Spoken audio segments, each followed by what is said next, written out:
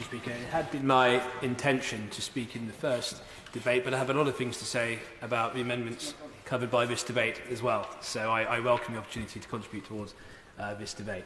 I welcome Amendments 28 and 29. I think it's very good that we have a government that does take the security of this country incredibly seriously. I think it was actually right. I think that we are incredibly compassionate and generous when it comes to Ukrainian refugees, but I've been sympathetic to the position that the government's had to not completely waive checks and to listen to the advice of the security services. And I see Amendments 28 and 29 as an extension of that principle of a government determined to protect the security of our country from individuals coming from countries that are deemed to be high risk. With regards to Amendments 30, 31, 32, 33, 34 and 35 that I believe relate to Clause 69, Clause 69 in my view being an incredibly important clause, because I sort of hesitate when I use the word pull factor after some of the comments that have been made about pull factors, but I do think that a pull factor has been the fact that many people who have entered here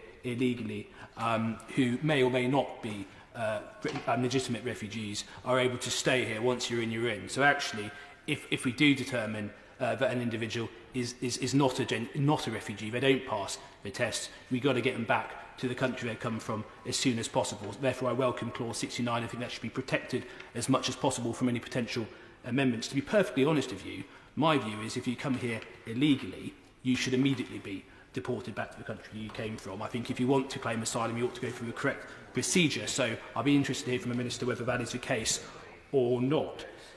In general, Madam Deputy Speaker, I think we have before us today an incredibly important bill, both in relation to the amendments to the clauses that we debate here, but also what we heard earlier today.